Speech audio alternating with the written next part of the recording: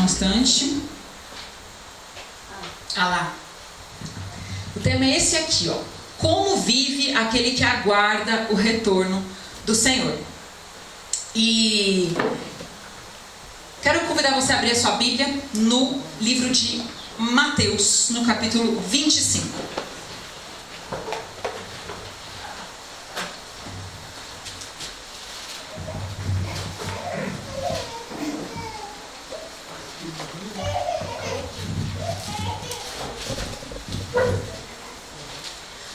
Amém? Todos encontraram já? Mateus 25?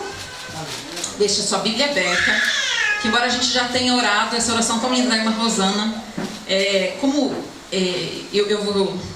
peço para ser o instrumento de Deus aqui, eu não consigo falar aqui sem pedir mais uma vez para o Senhor, dos meus próprios lábios, pedir a presença de Deus e o Espírito Santo.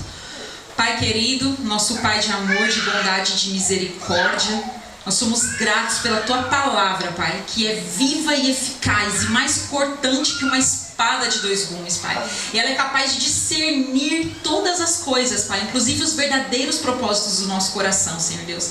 Então, em nome de Jesus, Pai, que essa espada penetre a cada um de nós nessa tarde, Pai. E entre realmente dividindo tudo aquilo que é falso daquilo que é verdadeiro, Pai. Em nome de Jesus, que o Teu Espírito Santo seja derramado, quebrantando-nos, Pai. Quebra-nos, Senhor Deus. Porque não adianta ouvirmos a Tua palavra permanecendo como somos, Senhor. Por favor, Pai, quebra-nos através dessa palavra e que ela possa realizar obra poderosa, Pai. Não através de mim, mas através do Teu Espírito Santo. Para isso, Pai, unge os meus lábios e que seja o Senhor a falar. Eu te peço em nome de Jesus, meu Senhor e Salvador. Amém. Amém. No capítulo 24 de Mateus, que acho que também falaremos sobre isso aqui, né, durante esse retiro, o que a gente encontra? Um dos capítulos mais famosos da Bíblia. Até quem não tem tanto domínio meio que sabe o que está escrito lá em Mateus 24. O que é Mateus 24? Sinais da volta. Muito bem, os sinais da volta de Jesus, certo? Só que Jesus assim, ele emenda no 25 a conversa ali de Jesus, certo? A pregação de Jesus. E no momento em que transfere do 24 para o 25, a ênfase ali, o enfoque muda. Então, deixam de ser ali uma lista de coisas que Jesus vai falando que vão acontecer no futuro e no tempo do fim, e passa a falar sobre como cada um de nós deveria viver enquanto a gente aguarda esse grande dia. Você entende isso? E ele explica isso contando 5 parábolas, ok? Tem umas outras coisas no meio, mas assim, ele fala outras coisas no meio, mas assim, resumidamente eu consegui extrair dali 5 parábolas. E eu sei que é um pouco ousado da minha parte querer fazer um sermão sobre 5 parábolas, porque cada uma das parábolas, ela já dá talvez uma semana de oração completa. Mas o fato é que eu acredito que estudando esse capítulo assim, o Senhor esteja falando muito comigo sobre coisas que é assim, a essência de como deve ser a vida daquele que espera, que aguarda esse dia, que aguarda o seu Senhor. Estou deixando isso claro porque obviamente eu não vou conseguir abordar todos os aspectos da parábola. Elas são riquíssimas. Mas há pontos essenciais que não podem passar despercebidos. Então, vamos juntos com esse combinado, tá? Não adianta falar assim, não, Clariane, mas aquela parábola fala, também fala isso. A parábola não vai falar só o que eu estou dizendo aqui. Mas isso é essencial. É a essência. Nós precisamos ter clareza, porque todos nós aqui fazemos parte desse grupo. Um grupo de pessoas que professam estar aguardando o retorno do Senhor. E agora como que a gente vive? De que maneira eu vivo esse período, já que não é hoje, já que não é amanhã? Como é que eu vivo hoje? Como é que eu vivo amanhã? Como é que eu vivo semana que vem? Qual deve ser a minha atitude? E o resumo disso está nessas 5 parábolas. Então, a primeira delas está ainda em Mateus 24. Volta aí um pouquinho, Mateus 24, 32 e 33.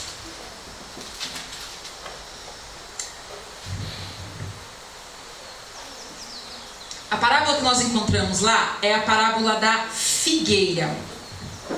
Tá certo, irmãos? Parábola da figueira. Vamos lá, ó, Mateus 24, 32 e 33. Todos encontraram? Amém. Vamos juntos então. Aprendei, pois, a parábola da figueira. Quando já os seus ramos se renovam e as folhas brotam, sabeis que está próximo o verão. Assim também vós, quando virdes todas essas coisas, sabei que está próximo às portas. Então olha que interessante. Jesus veio ali no capítulo 24 fazendo uma lista de sinais que antecederiam a vinda dele. E aí ele conclui com essa pequena parábola. Ele fala assim, ó, aprendam dessa parábola aqui. Que é o quê? Conheçam os sinais de uma árvore, por exemplo. Se você sabe que a hora que ela perde as folhas, está chegando o verão, e eu deixei essa lista aqui de características sobre o fim dos tempos, você vai conhecer sobre a árvore que você tem no pomar, mas você não vai conhecer sobre a lista dos sinais que antecederiam a minha vinda. O que Jesus está dizendo, irmãos, é que é sim importante que cada um de nós conheçamos os sinais da vinda de Jesus. Por isso é muito importante todas essas palestras que o pastor Jorge tem feito aqui. Porque elas vão nos aguçando, nos dando discernimento sobre os sinais, sobre o que já foi revelado. Eu não sei você, mas eu estou acostumada a ver alguns pregadores dizendo assim, minimizando essa questão. Tudo bem que no momento está bem atual falar sobre os sinais da volta de Jesus. Mas há bem pouco tempo atrás as pessoas falavam assim, não, isso não é tão importante assim. Estou mentindo, pastor? E aqui o que Jesus está dizendo assim, não, é muito importante vocês conhecerem os sinais. Só que há um detalhe, isso não nos salva. Isso não nos salva, irmãos. E aí qual é o outro lado do negócio? Eu vejo pessoas obcecadas com esse assunto. Pessoas obcecadas com esse tema dos sinais, né, do que vai acontecer.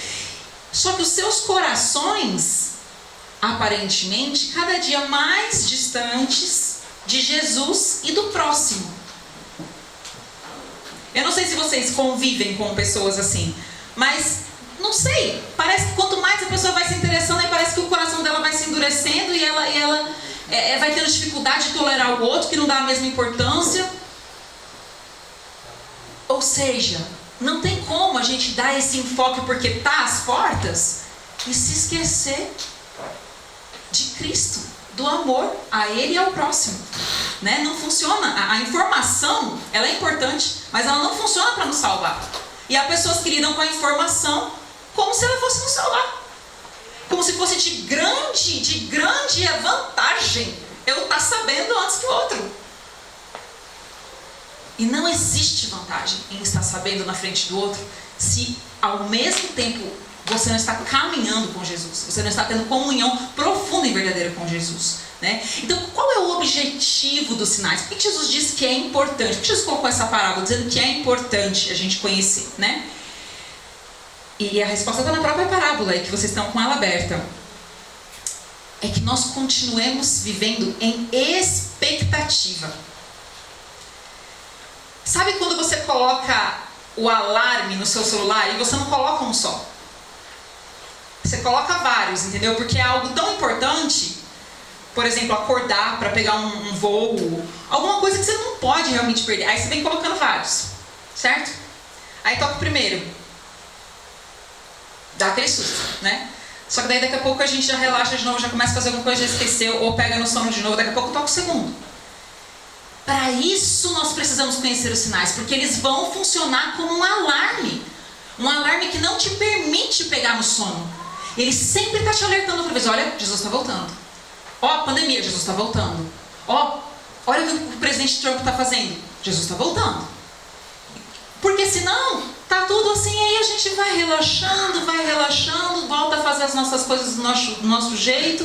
Os sinais vão passando, a gente nem conhece eles tocam o alarme, a gente nem percebe que tocou. Ou seja, irmãos, conhecer os sinais, mas para que eles nos mantenham sempre acordados. Para que eles nos mantenham acordados. Então, a primeira coisa, como é que vive alguém que está aguardando? Vive ligado nos sinais, vive conhecendo os sinais. É importante conhecermos os sinais. E a segunda parábola que ele nos conta está ainda também no capítulo 24, no versículo 45 até o versículo 51. Nós vamos juntos. É a parábola do bom servo e do mau servo, ok? O que está dizendo lá na parábola do bom servo e do mau servo? Vamos juntos aqui, ó. Quem é, pois, o servo fiel e prudente, a quem o Senhor confiou os seus conservos para dar-lhes o sustento a seu tempo? Bem-aventurado aquele servo a quem seu Senhor, quando vier, achar fazendo assim. Em verdade vos digo que lhe confiará todos os seus bens. Mas se aquele servo, sendo mau, disser consigo mesmo: meu senhor demora-se, e passar a espancar os seus companheiros e a comer e beber com ébrios, virá o senhor daquele servo em dia que não espera e em hora que não sabe, e castigá-lo-á, lançando-lhe a sorte com os hipócritas. Ali haverá choro e ranger de dentes. Até aí. O que a gente encontra aqui? Dois comportamentos opostos, certo? Duas possibilidades de comportamento diante da missão que o Senhor entregou para eles, certo? O Senhor entregou uma missão, só que aí ele explora duas opções: de você ser fiel à missão que foi confiada a você, ou de você falar: ah não, está demorando muito, e começar a fazer outra coisa, certo? Só que o que é interessante dessa parábola é que em ambos os casos, e como a gente vai ver em todas as outras que se seguem, são pessoas que se consideram servos de Deus. Porque até mesmo aquele que desistiu da missão que havia sido confiada, ele diz o quê? Meu Senhor demora-se. Então a gente não está falando de que um pessoal ficou na igreja e o outro pessoal saiu da igreja no meio do caminho. Não. A gente está falando de dois grupos que convivem dentro da igreja, dentro do povo de Deus. E aí, no primeiro grupo, né, então a gente vê um comportamento fiel, né? O servo fazendo aquilo que foi comissionado até o dia da volta do Senhor. Olha o que Ellen White fala sobre isso, sobre a parábola do bom e do mau servo, no livro Desejado de Todas as Nações, página 448. Como sabem que o Senhor está às portas, seu zelo é avivado para cooperar com as forças divinas para a salvação de almas. Estes são os sábios e fiéis servos que dão o sustento a seu tempo à casa do Senhor. Estão declarando a verdade especialmente aplicável a este tempo, como Enoque, Noé, Abraão e Moisés. Cada um declarou a verdade para seu tempo. Assim, hão de os servos de Cristo agora dar a especial advertência para a sua geração. Então o que está acontecendo aqui, irmãos? Será que ele está falando de a gente levar comida uns para os outros? Não aqui. Não aqui. Aqui não. Aqui ele está falando de pregarmos a palavra. E não é pregar qualquer palavra. É aquilo ali, ó. Dar a especial advertência para a sua geração. Você entende? Por isso que ele fala assim, confiar o conservo para dar o alimento a seu tempo. Assim como todos esses servos, Enoque, Noé, Abraão, tinham uma mensagem específica. Eu e você não temos uma mensagem específica para esse tempo? Então, a fidelidade nessa parábola, se você quer ser aquele que aguarda de maneira fiel, é isso aqui, ó. Dar a especial advertência para a sua geração. E olha o contraste, né? A parábola mesmo, ela contrasta. Olha qual que é a segunda possibilidade. Do servo decidir mudar o seu comportamento no meio da espera. Vem comigo. Olha o que eu encontrei no mesmo livro. Na página seguinte. O mau servo diz em seu coração: o meu Senhor tarde virá. Não diz que Cristo não virá. Olha só. Não zomba da ideia da sua segunda vinda, mas em seu coração e por suas ações e palavras declara que a vinda do Senhor demora. Você consegue entender? Pela vida dele, pela maneira como ele está vivendo, ele está declarando que não, que verdade, que não vai ser uma coisa imediata, né? Continuando, afasta da mente de outros a convicção de que o Senhor vai vir rápido. A sua influência leva os homens a uma presunçosa, negligente demora. São confirmados em sua mundanidade e torpor. O mau servo come e bebe com os bêbados, une-se com o mundo na busca do prazer e espanca seus conservos, acusando e condenando aqueles que são fiéis ao seu mestre. Gente, eu não sei vocês, mas eu vejo com muita clareza essas duas classes dentro da nossa igreja, dentro do povo de Deus. Há um povo que está com a urgência, com o sangue nos olhos, entendeu? Jesus está às portas, Jesus está voltando, temos que pregar a mensagem dos 3 anjos. Temos que dar essa advertência, é nosso papel como adventistas do 7º dia. E aí o pessoal que está vivendo assim, ó, é a graça, é maravilhoso, Jesus é perfeito. E realmente tudo isso é verdade, é a graça, é maravilhoso, Jesus é perfeito. E aí como essas pessoas vivem? Relaxadamente. O exemplo aqui é como se estivesse se embriagando. Não está vivendo na urgência, no sangue do olho. Não. Jesus vai voltar sim, mas ele vai voltar na hora que ele tiver que voltar. Nós não temos que estar alarmados com isso, né? Eu vejo isso com muita clareza, muita clareza. E aí eu pergunto para vocês, em qual desses 2 grupos você está se encaixando hoje? Você é aquele que está cumprindo o seu dever, dando essa advertência, né, para essa geração, mesmo diante da demora? Porque você não concorda comigo que agora não, agora está na moda, mas há pouquíssimo tempo atrás estava fora de moda a gente ficar falando da volta de Jesus? Uma coisa totalmente assim, demodê, fora do nosso tempo. Agora, até quem não é crente está ficando de olho, né? Mas será que você é aquele que está cumprindo a sua função, que é dar esse anúncio para essa geração? Ou você é aquele que, devido à demora, está se misturando com o mundo? Está se misturando com os costumes do mundo, com os prazeres do mundo. E detalhe aqui, gente, o que é espancando o seu conservo? Criticando quem está aguardando. Exatamente, criticando, entendeu? Chamando o quê? De alarmista. Você tirou as palavras da minha boca, irmão.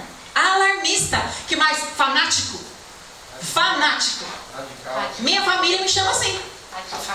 Fanática. Você está entendendo? Qual desses 2 grupos estão fazendo parte? Você não consegue enxergar isso? Tem 2 grupos aqui, ó. Um está ali, com sangue no olho, para pregar o evangelho. E o outro grupo assim, você é fanático, alarmista, as coisas não são assim não. Como vive aquele que aguarda o seu Senhor? Vive cumprindo a missão que lhe foi concedida. Nós temos uma missão, cada um de nós aqui. E essa missão é dar o sustento ao seu tempo. Dar, né, como estava escrito ali, dar a mensagem atual, a verdade presente para os nossos dias. Amém? Amém. Segunda parábola, certo? Agora vem a terceira parábola. Qual que é a terceira parábola? Parábola das 10 virgens. Nós vamos ler aqui um pedaço dessa parábola. Vamos juntos aqui do 1 ao 12. Vamos lá. Então, o reino dos céus será semelhante a 10 virgens que, tomando as suas lâmpadas, saíram a encontrar-se com o noivo. 5 dentre elas eram nécias e 5 prudentes. As nécias, ao tomarem suas lâmpadas, não levaram azeite consigo. No entanto, as prudentes, além das lâmpadas, levaram azeite nas vasilhas. E tardando o noivo, foram todas tomadas de sono e adormeceram. Mas à meia-noite ouviu-se um grito: eis o noivo, saí ao seu encontro. Então se levantaram todas aquelas virgens e prepararam as suas lâmpadas. E as nécias disseram às prudentes: dai-nos do vosso azeite, porque as nossas lâmpadas estão se apagando. Mas as prudentes responderam: não, para que não nos falte a nós e a vós outras. Ide antes aos que o vendem e comprai-o. E saindo elas para comprar, chegou o noivo. E as que estavam apercebidas entraram com ele para as bodas e fechou-se a porta. Mais tarde chegaram as virgens nécias, clamando: Senhor, Senhor, abre-nos a porta. Mas ele respondeu: em verdade vos digo que não vos conheço. Até aí. Então o que nós temos aqui, irmãos? 10 virgens que querem encontrar-se com o noivo. O que elas representam? Toda a igreja, né? O povo de Deus, certo? Representam ali o povo de Deus. O povo de Deus querendo o quê? Querendo ver Jesus voltar. É disso que está falando aqui. É o povo de Deus querendo ver Jesus voltar. E assim como talvez alguns de nós tenham a sensação agora, ali na parábola também tem a sensação de que está demorando. Tem a sensação de que está demorando muito. O que faz com que as 10 acabem caindo no sono. Então o que a gente tem aqui? 10 cristãs. 10 aguardando a volta de Jesus. E 10 conhecedoras da palavra. Por que conhecedoras da palavra? Porque as 10 têm o que na mão? A lâmpada. E o que é a lâmpada? A palavra. Lâmpada para os meus pés é a tua palavra. Então, deu para entender? 10 cristãs, 10 conhecedoras da palavra, 10 aguardando a volta de Jesus. E aí, não é que 5 ficam vigilantes, acordadas e 5 dormem. Não. Todas dormem. E o que está dizendo aqui é que todo o povo de Deus será achado dormindo diante do clamor da vinda de Jesus. Ou seja, eu não sei se eu posso afirmar isso categoricamente, talvez o pastor Jorge venha me corrigir depois. Mas eu estou entendendo que nós estamos dormindo. Eu e você. E não tem escapatória. É às 10. Não é que o pastor Jorge não está e você está. Todo mundo está. E sabe, eu consigo entender isso quando eu penso nos pioneiros, sabe? Quando eu penso nos pioneiros, não somente os pioneiros da nossa igreja, mas os pioneiros, por exemplo, da Reforma, eu vejo que nós estamos todos dormindo. Mas é todos mesmo, sem exceção. Aquilo era viver para o Evangelho. Né? E aí realmente, não importa o quanto que você está dedicado agora ou você não está, porque comparativamente, meu amigo, a gente vive numa outra época. Uma época que a gente dormiu, eu sinto muito, Jesus demorou e a gente dormiu. Mas esse aqui não é o ponto principal. O fato é que todas estão dormindo, certo? Então, até aí estamos juntos, correto? Então a diferença não é se elas estavam dormindo ou não. A diferença não era se elas conheciam a Bíblia ou não, tá? A diferença não era essa. Todas eram conhecedoras da palavra. Mas aí diz que nem todas tinham se preparado, né, de verdade para esse encontro. Algumas tinham deixado ali para se preparar no último minuto, né, na hora que já era tarde demais. E aí eu pergunto, do que se trata essa preparação? Vamos na parábola. A parábola está dizendo que a preparação, ela se trata de ter ou não ter óleo o suficiente. Certo? Estamos juntos até aí, né? E o que é o óleo? Eu não vou discordar de vocês. É isso mesmo. É isso mesmo. O óleo é o Espírito Santo. A Ellen White revela isso com muita clareza no livro Parábola de Jesus e tal. Mas eu pergunto, para que a gente precisa do Espírito Santo nesse momento? Nos dá clareza. Para nos dar clareza.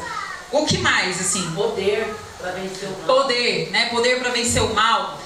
Eu entendia dessa forma. Inclusive, eu conversei com o meu irmão, tá lembrando a conversa que eu tive com ele lá na casa da irmã Vera? Eu acho que o principal ponto é a pregação do Evangelho, que a gente precisa do Espírito Santo, né? Exato, né? Poder para pregar o Evangelho, né? Assim, pastor? Eu pensava assim, e gente, mais uma vez, por favor, gente, vocês não se ofendam comigo, tá bom? Não é, depois a gente troca uma ideia. Aqui não é quem tá certo e quem tá errado. Às vezes eu vou trazer um outro enfoque, tá bom? Mas tá todo mundo certo. Tudo isso que vocês falaram é verdade.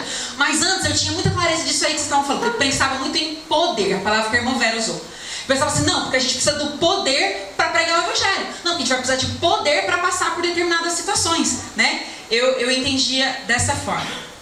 Só que aí, reestudando ali melhor, eu entendi que na essência, essa parábola, o que ela está querendo, na essência, assim, nos dizer sobre o nosso preparo, a chave, a resposta, está na última frase da parábola, no verso 12. É quando Jesus vira para as virgens nécias e diz assim: não vos conheço. Não vos conheço. antes, quando eu li essa frase, eu achava que era tipo assim, um fora que Jesus dá. Aqui eu tô vendo que não tem muitos jovens, mas o jovem hoje em dia tem uma palavra que chama lacrar. Vocês já ouviram um jovem falando esse termo? Lacrar, entendeu? Então sabe quando assim, alguém dá uma resposta que aí ninguém mais tem resposta para aquilo? Esse é o lacrar do jovem hoje em dia, sabe? Tipo, falou uma coisa assim que o pessoal ficou sem resposta, sabe? E eu achava que era tipo um fora, uma coisa desse tipo que Jesus estava dizendo. Quando ele falava assim, sinto muito, não te conheço. A gente mesmo já fez isso de brincadeira com alguém, né? Nossa, nem te conheço. Não é verdade? De brincadeira, né? Eu achava que era tipo assim, que Jesus estava dando um fora. Mas através da minha caminhada com Deus, eu descobri que esse não te conheço é literal. Você está entendendo? Ele não é um fora. Ele é simplesmente literal.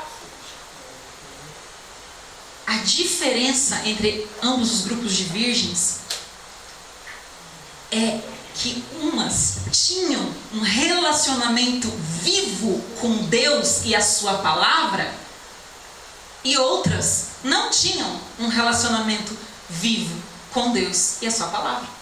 Olha o que Ellen White traz pra gente sobre isso no livro Parábolas de Jesus, página 411. Sem o Espírito de Deus, de nada vale o conhecimento da palavra. Olha só. Nada vale. Toda a informação que a gente está acumulando, né? Tudo aquilo que a gente está sabendo na frente dos outros, nada vale. A teoria da verdade não acompanhada do Espírito Santo não pode vivificar a mente, nem santificar o coração. Pode estar se familiarizado com os mandamentos e promessas da Bíblia, mas se o Espírito de Deus não introduzir a verdade no íntimo, o caráter não será transformado. Ou seja, sabe o que eu imagino? Assim, uma lâmpada, você tem aquela lampadinha assim na mão, tipo do Aladim, assim, ó. E aí, se ela não tem azeite e ela não está em chamas, ela está como? Ela está morta. Cara, isso é a palavra de Deus. A gente precisa do azeite para que a palavra, para a gente ter um relacionamento com a palavra de Deus que é vivo. Vivo. Você entende? Vivo. Deus fala com você através da palavra. Ele te instrui, Ele te orienta, Ele guia os seus passos. É um relacionamento vivo com a palavra. Quantas pessoas eu conheço, gente, 1000 anos na igreja, e o que acumularam foi informação. Tem informação assim, ó. Pode dar aqui uma semana de oração só com informação. Mas o relacionamento vivo com a palavra, o que depende? Do Espírito Santo, né? Por exemplo, assim, você já assim, teve uma admiração por alguém alguém que era um pouco inatingível para você, assim, um artista, um atleta, enfim, um escritor, alguém, e que você foi pesquisar tudo da vida dessa pessoa, leu a biografia dessa pessoa, leu todas as reportagens que já saíram sobre o assunto, sabe do que eu estou falando, né? Quem aqui já foi adolescente talvez passou por isso. Eu passei quando eu era adolescente. Inclusive, eu aprendi a tocar violão porque eu fiquei, assim, encantada com a cantora que tinha. E eu queria ser aquela cantora. Aí eu deixei meu cabelo crescer igual, as roupas eu usava igual e tal. E tudo que aparecia dela eu ia consumindo, né? Por quê? Porque eu queria conhecer mais dela, certo? Mas aí eu pergunto pra vocês, isso que eu fiz em relação a essa cantora, eu conhecia ela? E ela me conhecia? Tipo, nem uma coisa nem outra, né? O que eu conhecia? Eu conhecia sobre ela. Eu conhecia sobre ela, mas eu não conhecia ela. Com certeza, pessoalmente, ela era muito diferente daquilo que eu imaginava, daquilo que era publicado. Certo? Por quê, gente? Porque conhecer alguém só acontece pessoalmente com convivência. Com algum tipo de pessoalmente, nem que seja por videochamada, não sei, enfim. Com convivência. Tem que comer 1 quilo de sal junto. Exato. Bom exemplo. Convivência. Pessoalmente. Passando o quê? Tempo. Não foi orado aqui. Não tem outro jeito de conhecer Jesus. Olha que incrível, gente. Não tem outro jeito. E aí, o que o Espírito tem a ver com isso, certo? O Espírito, gente, ele é o veículo que muda o nosso patamar de meros conhecedores ali da informação da Bíblia para o quê? Para amigos íntimos de Jesus. É o Espírito que faz isso acontecer, essa mágica acontecer, entendeu? de deixar de ser informação para ser uma conversa. É o Espírito. Aí você fala assim, como que eu sou amigo de Jesus? É o Espírito. Você quer ser amigo de Jesus? Pede o Espírito. Ele é o veículo, ele é o canal condutor. É através dele que esse relacionamento acontece. Certo? Amém. Amém.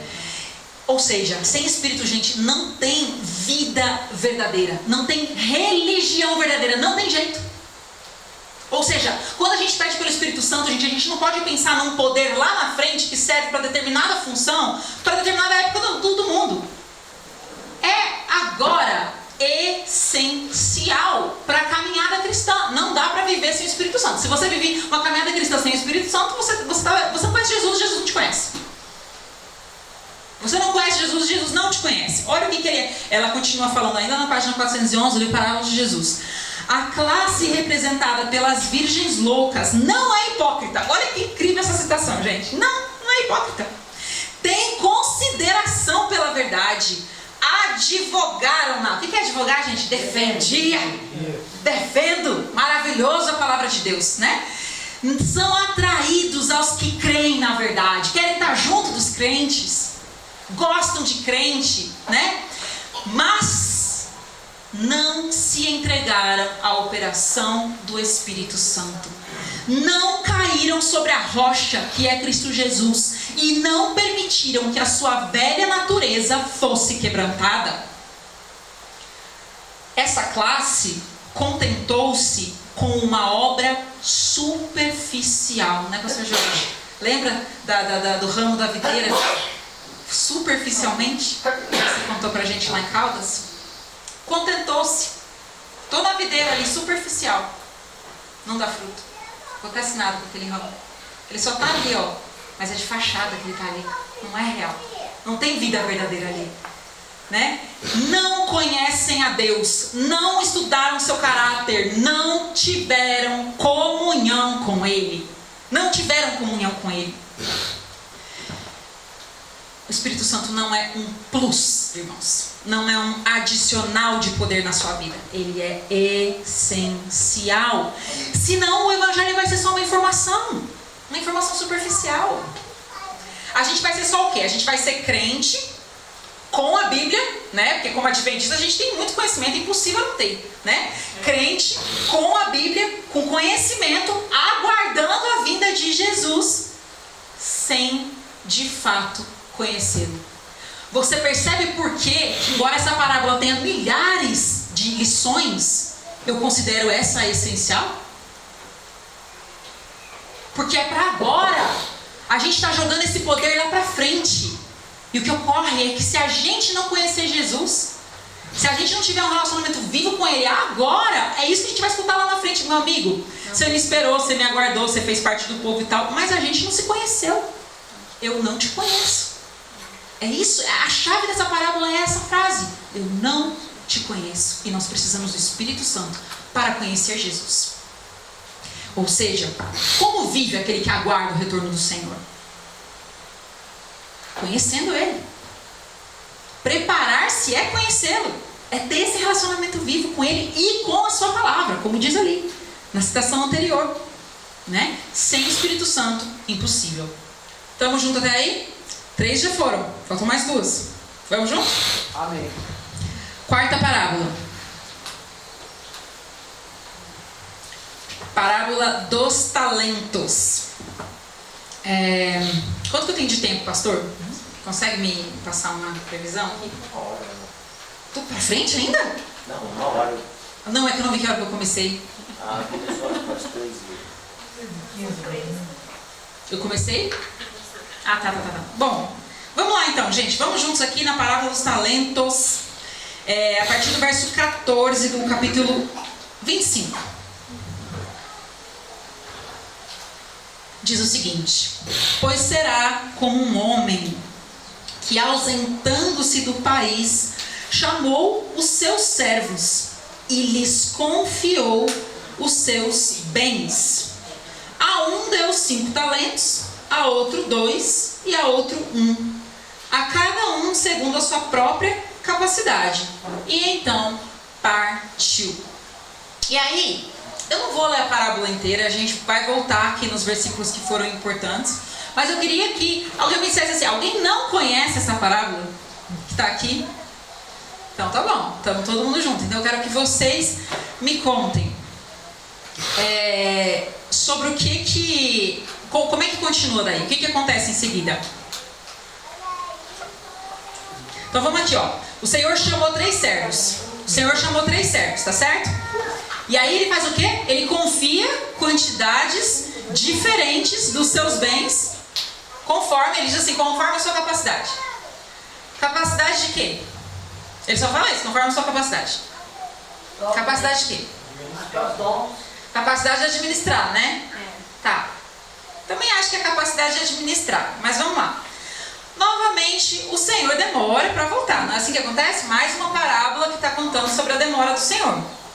E aí, quando ele volta, ele vai até esses 3 servos e faz o quê? Acerta as contas com eles.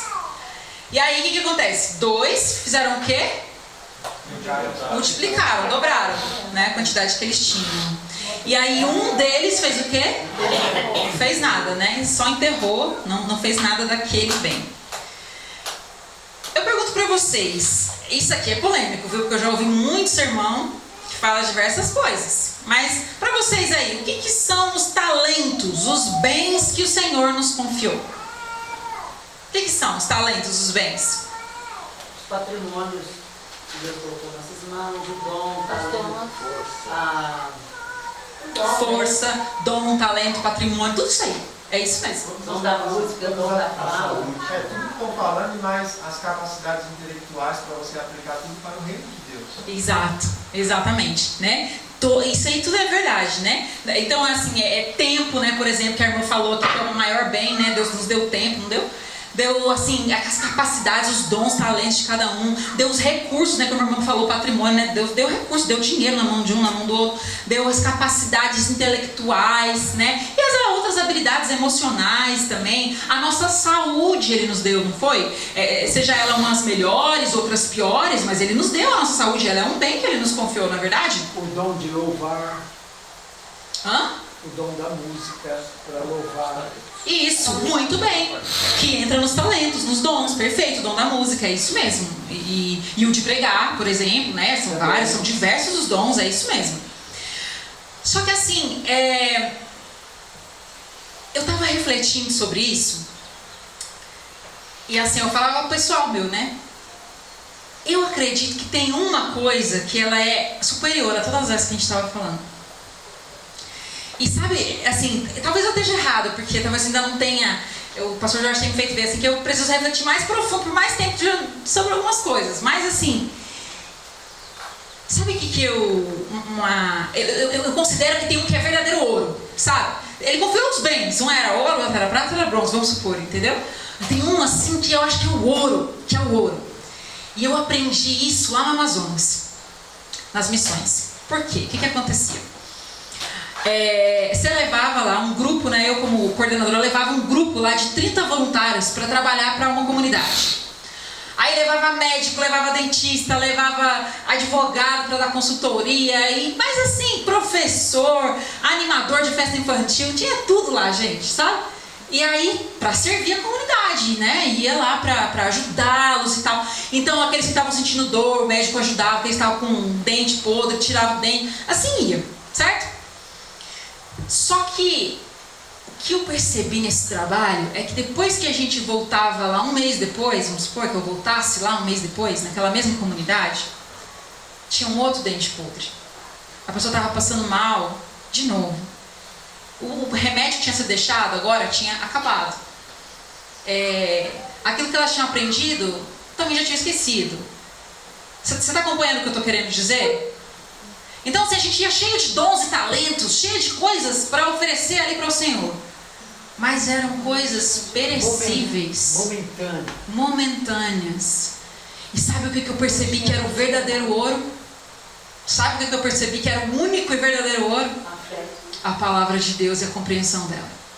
Cara, esse era o único jeito de mudar aquelas vidas. Não tinha outro. Se a gente saísse de lá e eles continuassem com a mesma vida, com os mesmos hábitos, fazendo as mesmas coisas, pensando do mesmo jeito, meu amigo, a gente ia voltar lá e ia estar a mesma miséria no mês seguinte. Mas, se a gente deixasse ali o verdadeiro ouro, o verdadeiro bem que a gente tem, cada um de nós tem, aí a coisa podia ser diferente da próxima vez. Você ia ver pessoas com mais saúde, você ia ver pessoas com mais inteligência, com mais capacidade. Eu estou mentindo? Sim, É verdade. com certeza. Esse era o verdadeiro ouro. Então eu entendi, irmão, que a palavra de Deus e a compreensão da palavra de Deus, que é o que nós temos. Você está entendendo? Você tem esse dom, você tem esse bem, certo? É teu, né? Ele te deu isso aí. Isso aí era o maior bem que nós recebemos, ou seja, é o maior bem que a gente tem que oferecer. É o maior bem que a gente tem que oferecer. E aí, Ele não dá os bens para que a gente guarde para nós mesmos, não é verdade? Ou então para que a gente desfrute, como tem pessoas, inclusive da minha família, que acreditam assim. Que Deus te dá a quantidade de bens que Ele te dá para que você desfrute uma vida boa, uma vida tranquila. Porque Ele te deu aquilo e você usa, entendeu? Aí pro outro Ele deu a tal... Isso me dói no profundo quando eu ouço isso. Que cada um tem direito a gastar o que Deus deu, sabe? Você entende o que eu estou querendo dizer? Não, a gente não tem. Irmãos, a gente não tem esse direito. O que Deus nos deu é para ser partilhado. Se você tem mais dinheiro e o outro tem menos, o seu dever é partilhar o que você deu. Porque Deus colocou esse recurso na sua mão para você dividir com o outro. Não é teu. Não é teu, irmãos. Ou seja, Ele nos confiou esses bens para que a gente utilize, né? Não para que a gente gaste para nós mesmos, para uma vida mais tranquila, próspera e tal. Não. Ele nos confiou para que a gente utilize e multiplique, como o nosso irmão Adriano falou, para o reino dEle. Para o reino dEle. Ou seja, o nosso principal objetivo é fazer o reino de Deus avançar. Esse é o principal objetivo, o reino de Deus avançar. Principalmente, né, através da quê? Da sua palavra. Tem diversas formas do reino de Deus avançar. Mas o que eu estava falando para vocês, na prática de trabalhar com isso, eu percebi que a palavra e a compreensão da palavra era o maior bem. Né? Principalmente a sua palavra. E aí, na verdade, todos os outros bens que Ele nos deu, como os dons, tempo, dinheiro, saúde, eu entendi que eles deveriam ser usados principalmente para que a palavra e a sua compreensão se multiplicasse. Você entende? Todas as outras coisas que Deus te deu, é como que é para ela servir a esse fim, a esse dom, a esse bem. Porque, vamos só ver se vocês estão junto comigo. Vocês concordam que o conhecimento da palavra de Deus que vocês têm, né, a palavra de Deus que vocês têm e a compreensão sobre ela, é um bem que Deus te deu? Sim. Vocês estão comigo, né? É um bem que Deus te deu. Aí você não concorda que, comparado com os outros, por mais maravilhosos que os outros sejam, eles são a bênção, entendeu? Mas os outros servem para servir a esse, gente. Sim. Você está entendendo? Só o meio. É. Só o meio. Os outros bens servem para servir a esse bem. Eu estou chamando de bem porque na parábola chama de bem, tá, gente? Fala assim que o Senhor confiou os bens, tá? Conforme a capacidade. Então, é o bem. Olha o que eu encontrei no livro Parábolas de Jesus. A obra que, como cristãos, somos chamados é de cooperar com Cristo na salvação de almas, gente. Por um pacto com Ele, comprometemos-nos a fazê-la. Negligenciar a obra é provar-se desleal a Cristo. Eu coloquei aqui para a gente entender que essa é a missão. Essa é a missão. E assim, quando a gente fala sobre a parábola dos talentos, a gente fala, e Ellen White também dá muita ênfase nisso, não é à toa que a gente fala muito sobre a questão da não negligência com os nossos dons. E se você pegar o livro Parábola de Jesus, ele basicamente vai falar sobre isso, assim, de como que é a nossa responsabilidade fazer aquele dom multiplicar, aquele dom se aperfeiçoar, e assim sucessivamente. Não é assim que a gente aprendeu? Certo? Isso não está errado, isso está certíssimo. Hoje eu estava falando com o marido da minha amiga ali. Eu tenho medo de estar negligenciando aquilo que o Senhor me deu. Cada coisa que o Senhor me deu, o dom da música, nós temos sim que aperfeiçoar, que desenvolver. Essa parábola também está dizendo isso, tá, gente? Só que a obra que, como cristãos, a gente é chamado para fazer é essa aqui. Você acha que vai chegar lá no céu aí vão falar assim: deixa eu ver, eu te dei o dom de línguas, deixa eu ver se você aprendeu 2, 3 ou 7 línguas. Você acha que vai ser assim? Não. Eu te dei o dom da música, deixa eu ver se você aprendeu um instrumento ou se você aprendeu 7, que nem eu quis, né, te dei capacidade para você aprender. Você acha que vai ser isso? Aquele dom só serve se for para isso. Não vai chegar lá no dia onde eu vou falar: como que você multiplicou multiplicou, deixa eu ver se multiplicou mesmo. Não, assim, isso é real. A gente tem que ser administrador dos dons e talentos. Mas é que isso é essencial. Isso é essencial. Continuando. No livro Conselho sobre Mordomia. Alegamos ser cristãos. Esperarmos a segunda vinda de nosso Senhor nas nuvens dos céus. Na verdade, todos aqui alegamos isso aqui. Que somos cristãos e que esperamos Jesus voltar. Que faremos então?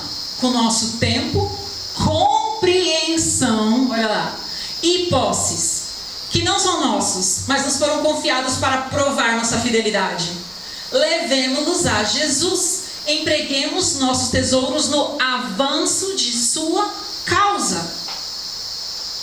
Empreguemos todos os nossos tesouros no avanço de sua causa.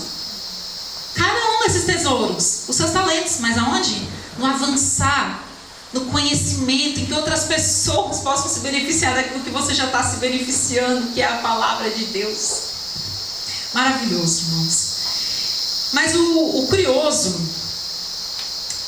assim, aí vai ter gente que vai discordar de mim também, mas vamos lá. Nenhum momento dessa parábola, aqui, nesse livro, o Senhor manda eles multiplicarem. Ou manda? Não manda. Não manda. E ainda assim que ele fale isso, pronuncie isso, essa é a primeira ideia que alguns dos servos têm. O primeiro servo diz assim que ele sai imediatamente. E Deus não falou. E a primeira coisa que ele faz é sair para multiplicar. Deus não falou assim, eu vou colocar esses bens na sua mão para que vocês multipliquem. Ó, quando eu voltar, quero ver quem multiplicou mais. Ele não falou isso. Ele deu os bens de acordo com a capacidade. E a primeira ideia que o cara tem é sair dali imediatamente para multiplicar. Olha que maravilhoso, né? E aí o segundo, talvez, vendo, eu não sei, eu estou falando da minha cabeça. Aí vendo o exemplo do primeiro, falou, nossa, é boa ideia essa aí. Eu também vou fazer isso aí igual. Foi lá e fez igual. Já o terceiro não fez dessa forma. E aí na defesa dele, quando a gente lê ali, você percebe que ele considerava estar fazendo o que é certo. Ele considerava estar fazendo o que é certo. E aí eu percebi, mas por que um saiu imediatamente, o outro fez tão diferente, né? E novamente, assim, eu tenho a impressão de que a chave para essa parábola está no final da parábola. Vamos ler juntos os versos 24, 25 e 26. Chegando por fim o que recebera 1 talento, disse: Senhor, sabendo que és homem severo, que ceifas onde não semeaste e ajuntas aonde não espalhaste, receoso, escondi na terra o teu talento. Aqui tens o que é teu. Respondeu-lhe, porém, o Senhor: servo mau e negligente, sabias que ceifo onde não semeei e ajunto onde não espalhei. Cumpria, portanto, que entregasse o meu dinheiro aos banqueiros, e eu, ao voltar, receberia com juros o que é meu. Vamos até aqui. Eu percebi nesse aprofundamento aqui que o que diferenciava esses servos era a forma como eles viam o Senhor e como eles enxergavam o patrimônio desse Senhor, que nada mais é que o reino desse Senhor. Porque você concorda comigo que ele entregou os seus bens, né? Ele entregou o seu patrimônio. Ele distribuiu ali para os servos. E a diferença é como os servos viam ele e o seu patrimônio, os seus bens ali, o seu reino. Como é que esse aqui que a gente acabou de ler vê? Como que ele enxerga o Senhor? Severo, duro. Ou seja, tinha uma distorção, né? Exato. Ele sentia o quê? Medo. E por isso, ele explica por que ele fez. Ele sentia medo e por isso ele decidiu guardar o que ele recebeu. Ou seja, a verdadeira motivação dele, gente, é o medo. Ele não ama o Senhor dele. Ele tem medo do Senhor dele. E aí ele pensa que ele está obedecendo ao Senhor dele, assim como alguns de nós pensamos que estamos obedecendo a Deus. Mas a a vida dessas pessoas, ou de nós mesmos, é somente esse esforço para se manter sem errar. É isso que ele não queria. Ele não queria errar, né? Aí ele veio e começou a fazer um esforço tremendo para não errar, porque ele tinha medo. Você consegue levar isso para a sua própria vida? Será que nós não nos relacionamos com Deus exatamente dessa forma? Com medo dele e do terror desses dias finais? E aí a gente fica sem querer errar. Eu vou enterrar aqui para não errar, para não correr o risco de errar. Porque, assim, eu sei que eu estou trazendo aqui uma forma bem diferente de pensar nessa parábola, mas quando eu era criança, eu falava assim, não é possível. Quando eu era criança, meu pai me contava essa parábola, eu pensava assim, não é possível. Se ele sabia que era para multiplicar, por que ele vai lá em terra e ainda dá justificativa? Não, gente, é porque ele viu dessa forma. Ele viu as coisas dessa maneira. Ele viu assim, ele é bravo, eu vou guardar o que é dele. Achando que estava fazendo o que é certo. Isso é enterrar tudo que Deus nos deu.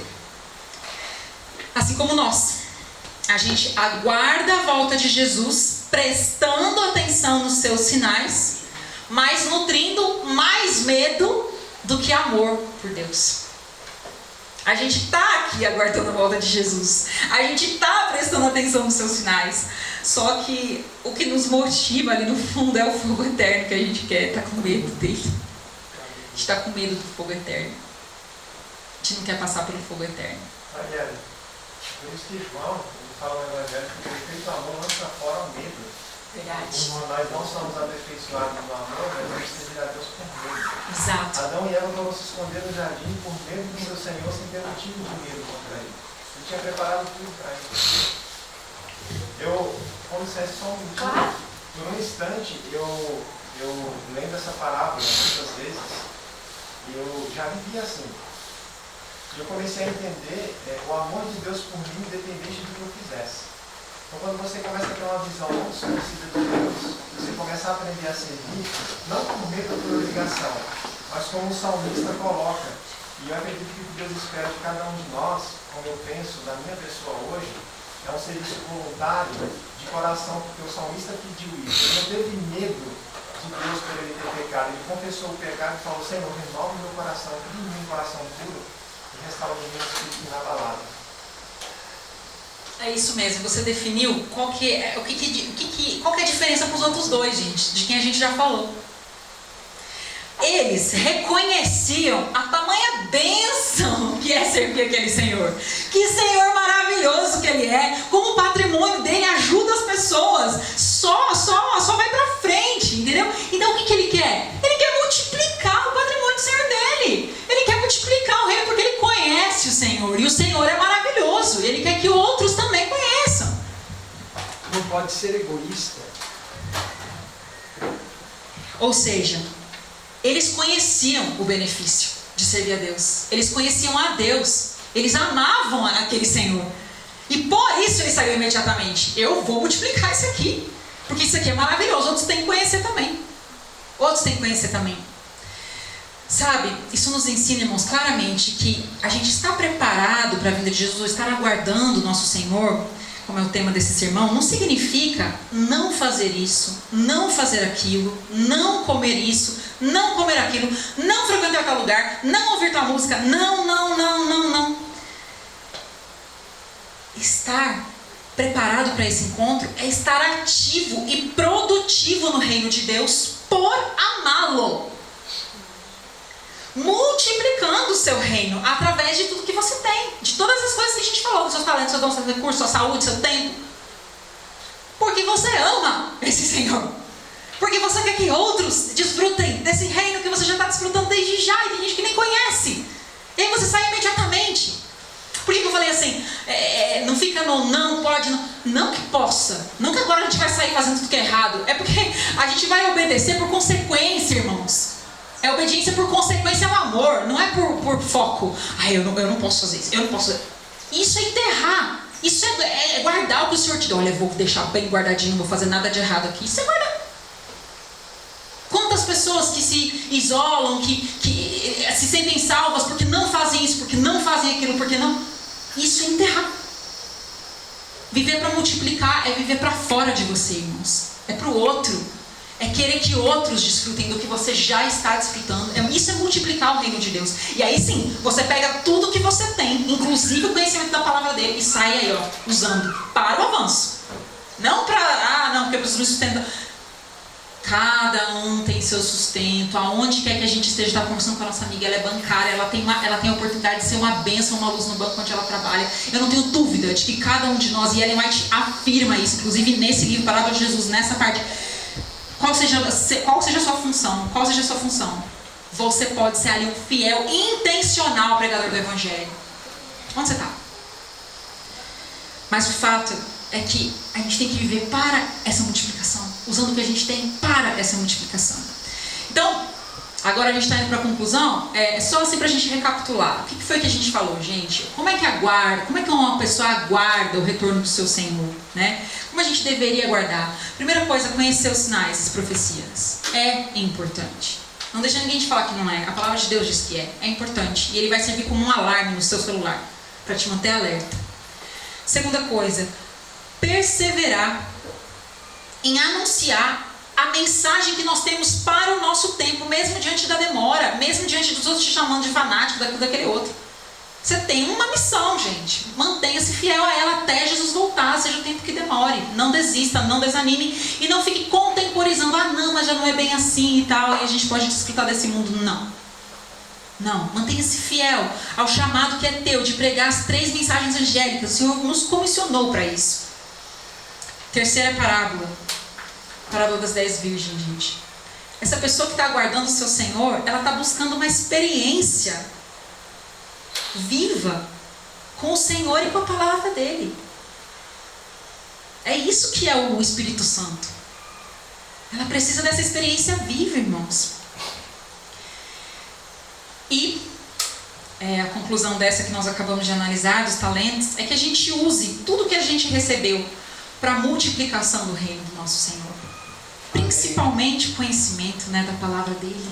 Tudo para isso, para que avance. Mais pessoas tomem parte nesse reino. Que tem sido alegria, que tem sido plenitude na nossa vida. Porque também, se não é alegria na plenitude na sua vida, também você está enterrando, você não conhece o seu Senhor, você vai ficar aqui aguardando Jesus voltar, um dia ele vai virar para você e falar, não te conheço. Se você está vivendo aqui achando que não é legal, entendeu? Você está vivendo aqui achando que é chato, que você preferia estar fazendo outra coisa,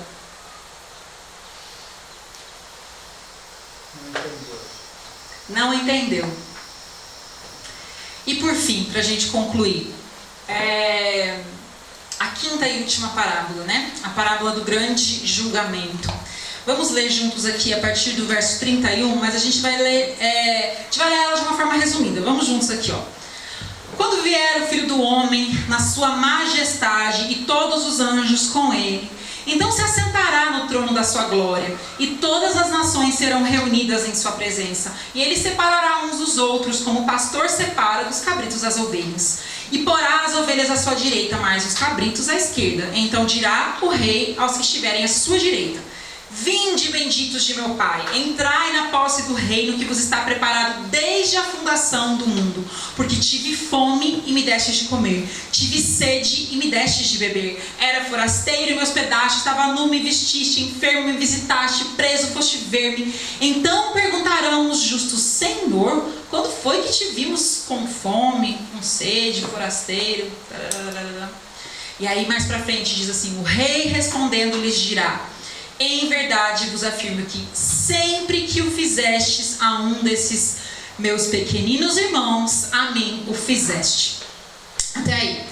E aí em seguida ele vira para os que estão à sua esquerda e fala exatamente o contrário. Porque eu tive fome e vocês não me deram de comer, eu tive sede, eu era forasteiro, vocês não me atenderam, vocês não me acolheram, né? E é por isso que o reino não é para vocês. Ele vira e fala isso. Ou seja, essa parábola é a única parábola aqui que não está falando do período de espera. Ela já está falando do grande dia, né? Quando o noivo lá, que as virgens estavam esperando, chega. Agora não dá mais tempo de se preparar. Já terminou ali. Que foi, que não foi. Certo? E aí a decisão do julgamento já está concluído, não tem apelação, não tem recurso. Quem usou de forma apropriada o tempo de espera, que é isso aqui que a gente está analisando, como vive, como é que espera, né? Como é que passa esse tempo de espera aquele que está aguardando o seu Senhor. Então quem não usou de forma apropriada esse tempo, vai ter perdido para sempre o reino. Desde que, assim, a minha conversão faz uns 6 anos, assim, e essa parábola fez muito parte da minha conversão. Eu ainda não tinha me entregado a Jesus, mas numa semana de oração ouvi o pastor falando, né? E ele tocou num ponto assim que realmente até hoje me intriga. É muito impressionante o quê? Que Jesus poderia ter escolhido enfatizar tantas coisas nessa parábola. Tantas coisas ele poderia ter escolhido enfatizar. Vinde do meu Pai porque vocês cumpriram a missão, porque vocês pregaram o evangelho a todo mundo como eu mandei. Então, são tantas as coisas que ele poderia elogiar. O que é intrigante é o que ele escolhe elogiar, né? E assim, ele resolve dar ênfase no que eu faço para o irmão necessitado. Isso é o que separa os salvos dos perdidos, as suas ações em favor dos seus irmãos necessitados. Ou seja, calma que a gente vai chegar lá. Ou seja, se você buscou conhecer os sinais, se atentou, né, aos sinais e tal, se você se manteve fiel ao seu chamado, se você conheceu Jesus, manteve um relacionamento vivo com Ele, né, e com a palavra dele através do Espírito Santo, se você multiplicou os bens que você recebeu para o reino de Deus, mas tudo isso não produziu amor pelo seu semelhante, não valeu de nada. Não valeu de nada. E isso que eu acabei de dizer para vocês é basicamente 1 Coríntios 13, de 1 a 3, só que em forma de parábola. O que está escrito lá em 1 Coríntios 13, 1 a 3? Quem sabe de cor, assim, mais ou menos? Ainda que eu soubesse a língua.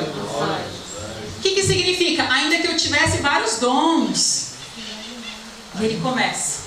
Ainda que eu tivesse feito isso, ainda que eu tivesse cumprido a missão, fala lá, dado o meu corpo para ser queimado, se eu não tivesse amor, não teria valido de nada. Ou seja, essa parábola, ela é 1 Coríntios de 1 a 13, de 1 a 3, em formato de parábola, você está entendendo? É a mesma, ele está falando a mesma coisa, só que em formato de parábola. Mas eu pergunto para vocês, será que então é só isso que importa? Será que são essas obras de alimentar, de ajudar, de acolher, que nos salvam? Né? Porque há pessoas que podem ler isso e entender dessa forma, que a gente agir assim, né? Essa caridade é quem nos salva. Não é isso, irmãos. Como vocês bem sabem, nenhuma obra nos salva, nenhuma. O que Jesus estava dizendo aqui é que esse será o resultado visto na vida daqueles que estão em Cristo, daqueles que estão vivendo no seu reino desde já. Amém. Esse é o resultado. Se não deu esse resultado, volta na equação. Volta na equação. Volta nas 4 parábolas. Tem alguma coisa ali que não deu certo. Tem que chegar nesse resultado. O resultado tem que ser esse. E sabe o professor de matemática? Então, não chegou no resultado 17? Volta. Volta lá que você errou alguma parte da operação. Não sei se foi a multiplicação, se foi a raiz quadrada. Alguma parte você errou. O resultado é manifesto dessa maneira.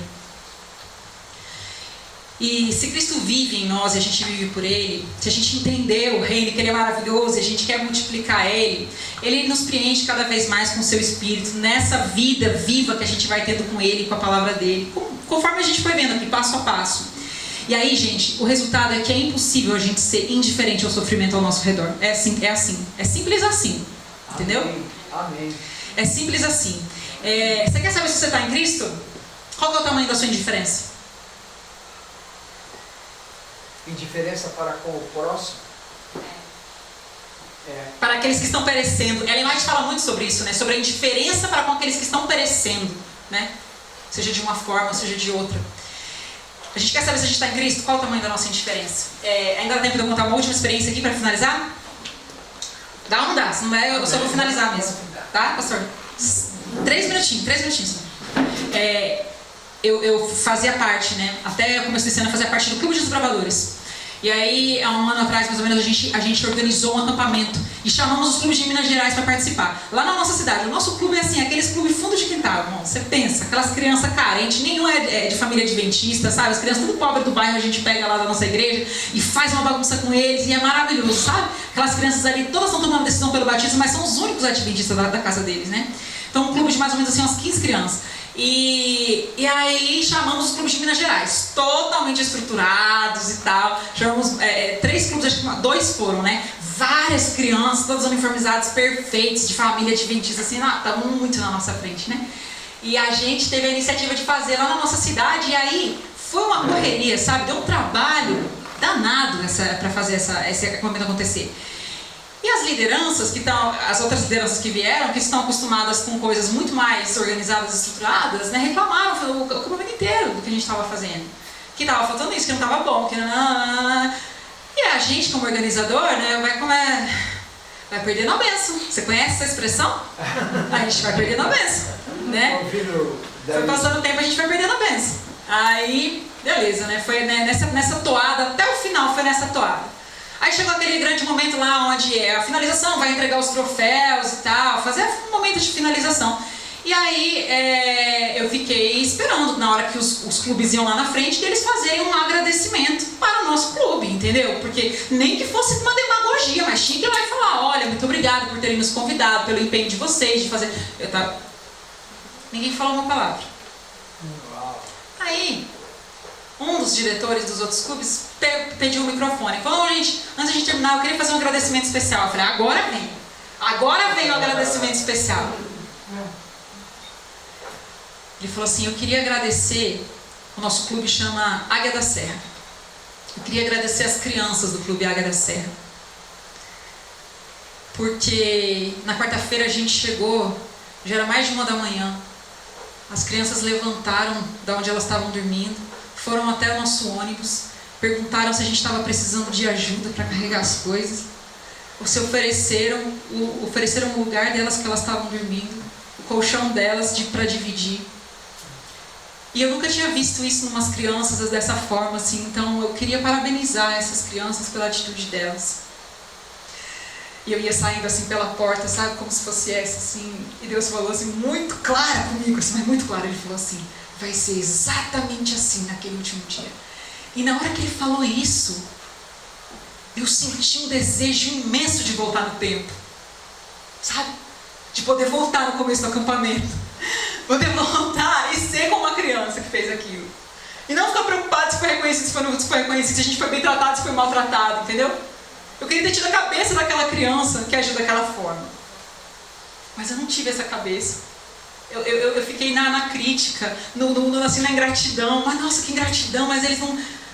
Eu passei o acampamento inteiro e Deus me falou assim, você vai passar a sua vida inteira com o foco no que não é? Para chegar no último dia e não dar mais tempo de voltar atrás? E eu sentia dentro de mim um desespero. Eu queria tanto poder voltar no tempo, mas eu queria tanto para fazer tudo diferente. Irmãos, naquele dia não vai dar para a gente voltar no tempo. Não vai dar para a gente voltar no tempo. E é sobre a atitude dessas crianças que Jesus está falando. O resultado visível na nossa vida vai ser um agir cheio do amor, da justiça e da misericórdia de Cristo. E se esse não é o resultado que a gente tem visto na nossa vida, é porque alguma das etapas anteriores está sendo negligenciada. É incrível como essas pessoas da parábola nem percebem, mas Senhor, quando que eu fiz isso? Nunca nem contabilizaram o que elas estavam fazendo. Assim como aquelas crianças devem ter sido pegas de surpresa. Como Ele vai agradecer a gente? O que a gente fez? Era tão natural. Era tão natural para eles. Pois eu sonho com esse dia, irmãos. O dia em que o amor e a humildade de Cristo vai estar tão imerso em mim que eu vou agir como elas. Eu quero ser assim. Amém. Vamos ficar em pé para orarmos. Santo e poderoso Deus, que bom que o Senhor é um Pai de amor, bondade e misericórdia, Pai. Porque é somente pela sua misericórdia mesmo, meu Deus, E quando a gente olha para essa misericórdia, para essa entrega, essa vida de humildade e mansidão de Jesus Cristo, Pai, a gente olha e fala assim, nossa, eu quero ser assim também. Eu tenho gastado a minha vida dizendo que sou teu seguidor, dizendo que estou aguardando a tua vinda, dizendo que estou prestando atenção nos teus sinais, mas talvez, Senhor, nessa tarde eu percebi que eu estou negligenciando aquilo que é o essencial. Pai de amor, em nome de Jesus, age profundamente nos nossos corações. Quebranta-nos, Senhor. Quebra-nos, Senhor Deus. Joga-nos na rocha que é o Senhor. Ajuda-nos a nos jogar se a gente não está conseguindo, Pai. Mas eu quero ser quebrada nessa rocha, em nome de Jesus. Pai, por favor, nos reconstrói conforme a tua imagem e semelhança. Preenche-nos do teu Espírito, pois é só Ele, Senhor. É só por Ele, é só através dEle que teremos Cristo, Cristo em nós. Esse é o nosso desejo, essa é a nossa oração. Eu te peço pelos méritos de Cristo. Amém. Amém.